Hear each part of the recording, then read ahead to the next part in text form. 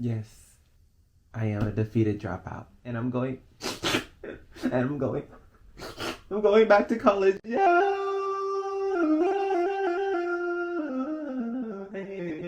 Rihanna! Starting this new stage of my life gave me so many anxiety attacks. Like, I would say high school is like a caterpillar stage, and then the cocoon stage is like college, you're developing, and then you're adult, you're a beautiful butterfly. What is that thing?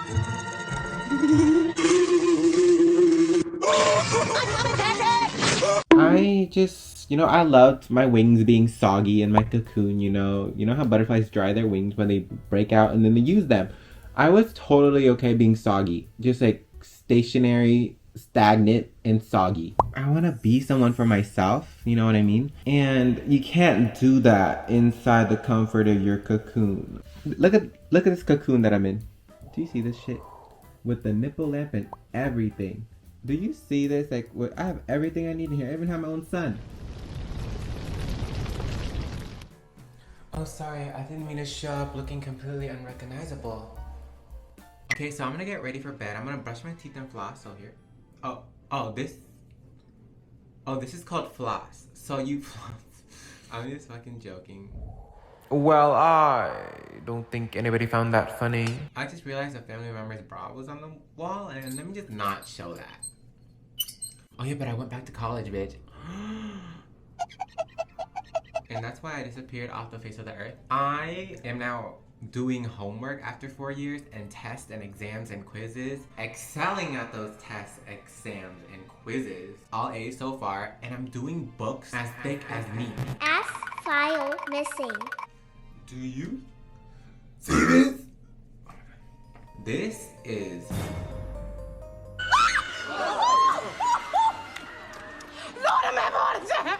Damn, this is some scary shit. Financial accounting. Well, not specifically financial accounting, but I want to be an accountant. Is it my passion? No. It's not. It's safe. It's predictable. It's straightforward. And that's what I was looking out of a career or a job, because I realized that I don't have any passions. The American dream is my Personal nightmare. This is what I want out of life. I just need a 9 to 5. Go home and do whatever the fuck I want. But that 9 to 5 has to provide me with a livable wage, not $20,000 a year. Broke people should never laugh. 50 to 70,000 a year. Have a work-life balance. And just like clock in and clock out, and not bring my work with me or just whatever the fuck. Understaffed good luck. Will call on your day off. Minimum wage. Maximum effort. Minimum wage jobs are a nightmare, are cruel, unjust. They expect maximum effort for minimum wage.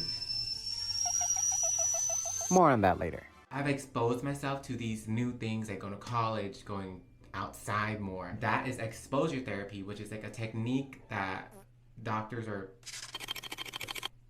therapists use on their patients that have anxiety. It's like the more you expose yourself to things that bring upon anxiousness, your anxiety slowly reduces. My current state is only being comfortable in my room, in my bathroom. I have no life experience. I never drank a full fucking anything. I never smoked anything. I never held a hand. I never kissed anyone. I never fucking...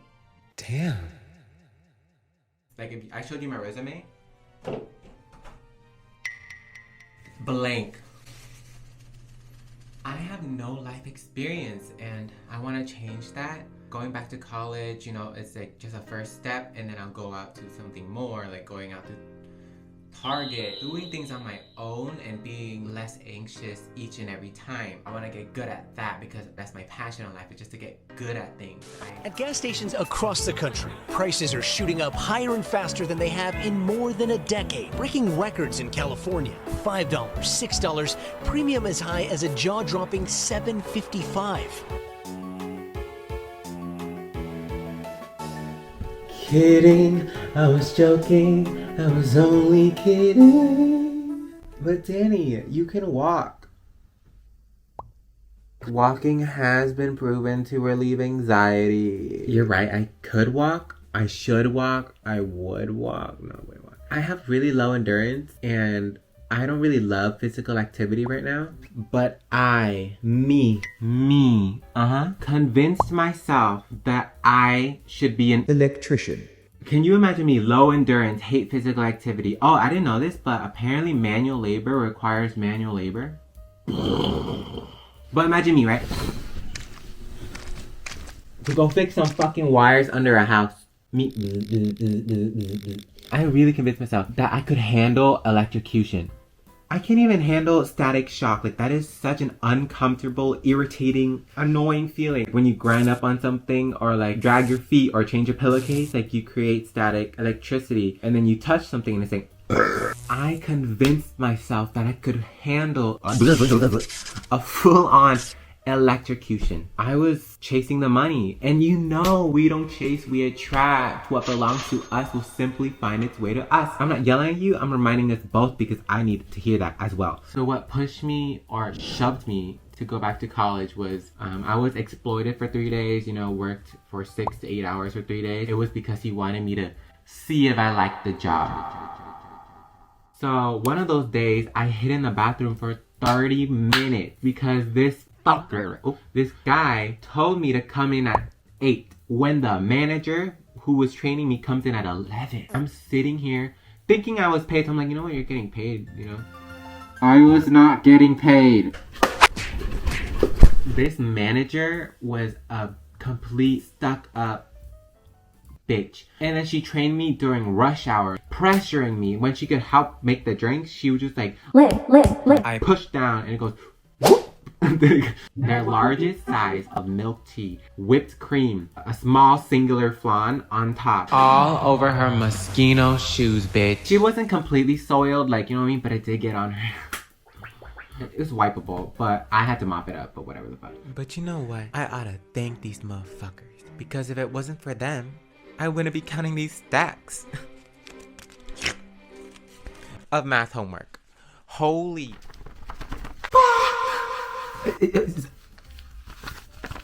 One problem taking up a third of the page is dumb, it's wasteful, it's unnecessary. After 4 years of being a dropout, there's no such thing as a simple mistake in math. You don't recover. In life, you may recover from your mistakes. You will recover. In math, you make a simple mistake, you've messed up the path, you messed up your journey, you messed up your destination. Everything is just messed up, and after 4 years, I don't know if I can, if you can see through my shakiness, 90% on the exam and 100% on all the other quizzes. Check the ranking. Number 5 out of 4 kids. No, I'm just kidding. I'm number 5 out of like 20 something kids, and that's so impressive to me. I thought I lost the ability to do math. It's a muscle. They say you don't use it, you lose it. I lost it. I dropped it like when someone touches a lizard's tail. Look at this lizard, man. Look at him. Go, come on. Oh my god. Oh, I dropped it. When was I ever gonna use it? You know, even the instructor, the professor, the teacher, someone who has devoted their life to this subject said, if you're a business major, you're not gonna ever use this. Then why is it mandatory for you to take?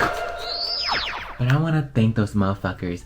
That owner who exploited me out of 18 to 20 hours of work, unpaid work. I thank you. The manager who made me take on her work while pressuring me instead of helping out. Gracias. Because this financial aid check is fat! But most importantly, my parents, because they allowed me the time to figure out myself, figure out my life, you know, manage my anxiety. They allowed me that time. I don't know, I just feel so like immense gratitude, and just I'm so grateful to them because they could have easily kicked me out. Drop out? Okay, we're gonna drop you off the nearest street corner. Easily, just get the out of my house. And they didn't do that. Never would they ever do that, but I still want to give credit where credit's due. But that's all I have to say. Manifestation is the ride. Like and motherfucking subscribe. Bye! Bring the beat in!